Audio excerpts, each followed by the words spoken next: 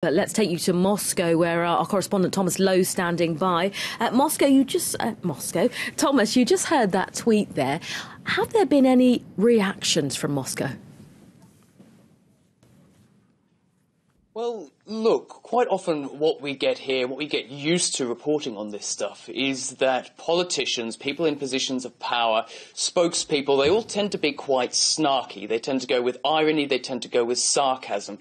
Now, the fact that we haven't seen and heard much of that, even after this tweet from Donald Trump, would suggest that they're well aware of the seriousness of the situation and have changed somewhat the words that they use compared to what they may have used before. A little earlier we heard from the Kremlin a general, calmly worded statement saying that they urge all sides in the conflict to abstain from taking any actions that would perhaps destabilise the situation. We also heard more recently after that tweet from the representative of the Ministry for Foreign Affairs saying that missiles, referring to these Trumpian smart new missiles, should be aimed, she says, towards terrorists and not, she says, towards legitimate governments who, referring to Damascus and Bashar al-Assad, are aiming and fighting terrorism, she says. There's also been